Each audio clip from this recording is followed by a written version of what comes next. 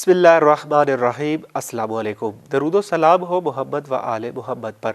बेसत खबरनामा में खुशामदीद। 4 अगस्त 2021 की मुल्की और आलमी खबरों के साथ मैं हूं असद अब्बास। सबसे पहले नजर डालेंगे आज की अहम खबरों पर।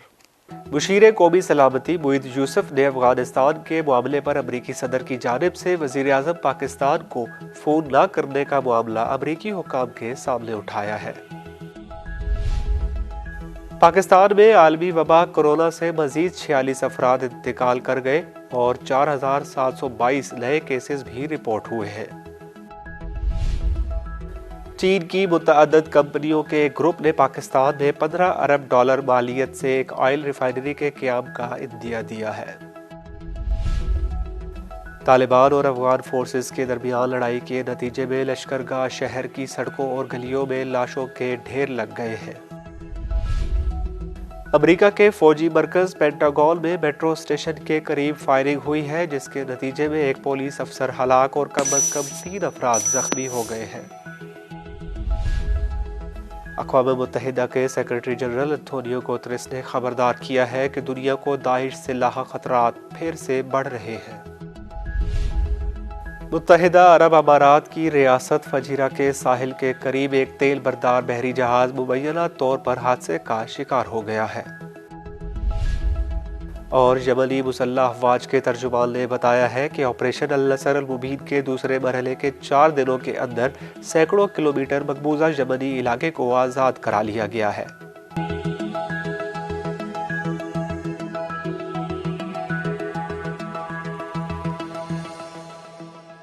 और अब खबरों की तफसील। मुशीर कौमी सलामती मुईद यूसुफ ने अफगानिस्तान के मामले पर अमरीकी सदर की जानिब से वजीर आज़म पाकिस्तान को फ़ोन न करने का मामला अमरीकी हुक्काम के सामने उठाया है। वाशिंगटन में अमरीकी सफारत खाने में एक बरतानवी मैगजीन को इंटरव्यू में मुईद यूसुफ ने कहा कि अफगान मामले पर पाकिस्तान जैसे अहम मुल्क के वजीर आज़म को अमरीकी सदर का फ़ोन न करना समझ से बालातर है। उन्होंने कहा कि हर बार कहा जाता है कि फ़ोन किया जाएगा, कोई तकनीकी वजह हो या कोई और बात, सच ये है कि अब उनका एतबार नहीं। अगर फ़ोन कॉल या सिक्योरिटी ताल्लुकात न किए जाए तो पाकिस्तान के पास भी ऑप्शंस मौजूद हैं। बरतानवी मैगजीन ने लिखा कि मुईद यूसुफ ने यह वाज़े नहीं किया कि पाकिस्तान के पास दूसरे ऑप्शंस कौन से हैं। पाकिस्तान में आलमी वबा कोरोना से मजीद 46 अफराद इंतकाल कर गए और 4722 नए केसेस भी रिपोर्ट हुए हैं।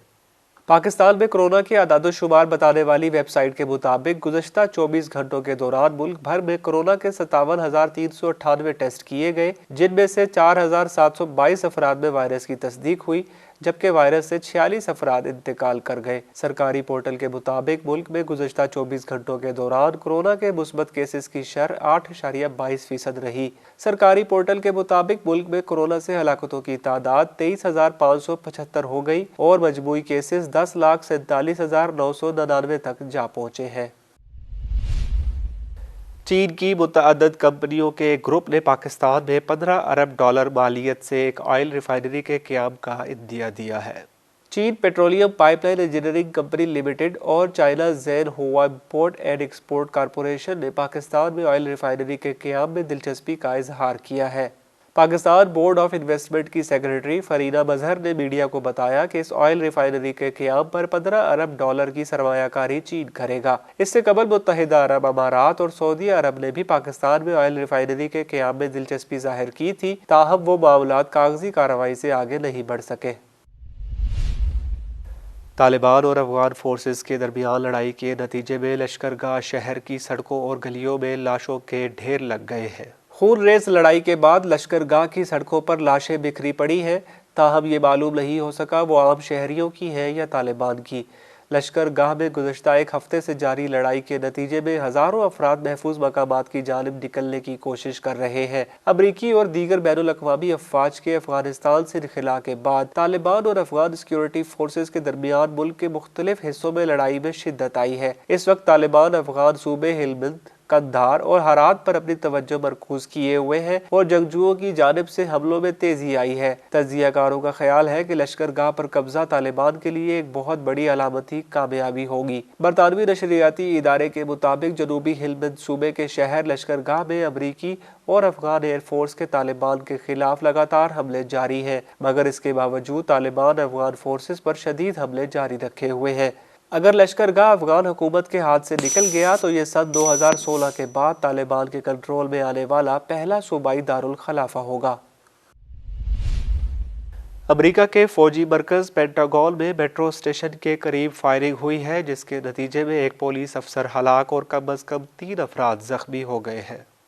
عالمی خبر رساں ایجنسی کے مطابق امریکہ میں منگل کی صبح پینٹاگون کے داخلی راستے پر فائرنگ ہوئی ہے، جس کے بعد امریکی فوجی ہیڈ کوارٹرز میں لاک ڈاؤن نافذ کر دیا گیا تھا، جسے تقریباً 3 گھنٹے بعد ختم کیا گیا۔ تاہم قرب و جوار میں نقل و حرکت پر تاحال پابندی عائد ہے۔ ایک پولیس افسر ہلاک اور کم از کم 3 افراد زخمی ہوئے ہیں۔ ایک زخمی کو ہیلی کاپٹر کے ذریعے ہسپتال منتقل کیا گیا۔ سماجی رابطوں کی ویب سائٹ ٹویٹر پر پینٹاگون فورس پروٹیکشن ایجنسی نے اس حوالے سے کہا ہے کہ فائرنگ کا واقعہ پینٹاگون ٹرانزٹ سینٹر سے متصل میٹرو بس اسٹیشن میں پیش آیا ہے۔ خبر رساں ایجنسی کے مطابق جائے وقوع کے قریب موجود ان کے نمائندے نے متعدد فائروں کی آواز سنی، جس کے بعد وقفہ آیا اور پھر مزید ایک فائر ہوا۔ ایک اور نمائندے نے بتایا ہے کہ پولیس کی جانب سے باقاعدہ شوٹر کہتے سنا گیا۔ پینٹاگون کی جانب سے جاری بیان میں کہا گیا کہ پولیس کی سرگرمی کے باعث لاک ڈاؤن نافذ کر دیا گیا تھا، جسے 3 گھنٹے بعد ختم کیا گیا۔ پولیس کی تفتیش کے باعث میٹرو کو بھی پینٹاگون سے نہ گزرنے کا حکم دیا گیا ہے۔ امریکی ذرائع ابلاغ کے مطابق جس وقت فائرنگ کا واقعہ پیش آیا اس وقت سیکرٹری دفاع لائیڈ آسٹن اور chairman joint chief of staff mark ملی وائٹ ہاؤس میں صدر جو بائیڈن کے ساتھ میٹنگ میں مصروف تھے۔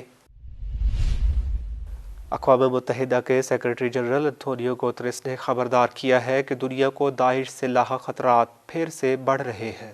عالمی خبر رساں ادارے کے مطابق اقوام متحدہ کے سیکرٹری جنرل انتونیو گوتریس نے سلامتی کونسل میں ایک رپورٹ پیش کی، جس میں خبردار کیا گیا ہے کہ شام، عراق اور براعظم افریقہ کے کئی ممالک میں مقامی شدت پسند گروہ داعش میں شامل ہو رہے ہیں، جس کے باعث یہ تنظیم دوبارہ منظم ہو رہی ہے۔ رپورٹ میں یہ بھی کہا گیا ہے کہ دہشت گرد گروہ کورونا کے باعث فوجی آپریشن نہ ہونے کا فائدہ اٹھا رہے ہیں۔ کووڈ-19 کی وبا کی وجہ سے دنیا بھر میں ترقیاتی کام تعطل کا شکار رہے، تاہم وبا کے دور میں ٹیکنالوجی کا استعمال میں اضافہ ہوا ہے۔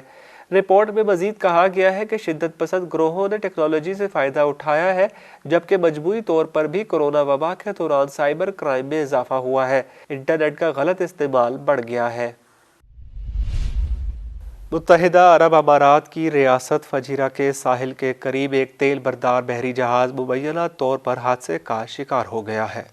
عرب میڈیا رپورٹس کے مطابق بحری جہاز خلیج عمان میں داخل ہوتے ہی بے قابو ہو گیا تھا، جبکہ ایرانی چینل کا کہنا ہے کہ تیل بردار جہاز فجیرہ کے ساحل کے قریب بارودی سرنگ سے ٹکرایا ہے۔ میڈیا رپورٹس میں تاحال یہ نہیں بتایا گیا ہے کہ بحری جہاز کا عملہ کس حال میں ہے اور کہاں ہے۔ عملے کے متعلق فی الحال مکمل خاموشی ہے۔ برطانوی خبر رساں ایجنسی کا کہنا ہے کہ جہاز رانی سیکیورٹی سے وابستہ 3 بڑے ذرائع نے خدشہ ظاہر کیا ہے کہ متحدہ عرب امارات کے ساحل کے قریب ایران کی حمایت یافتہ فورسز نے آئل ٹینکر کو قبضے میں لے لیا ہے۔ اس طرح کہا گیا ہے کہ عین ممکن ہے کہ بحری جہاز ہائی جیک ہو گیا ہو۔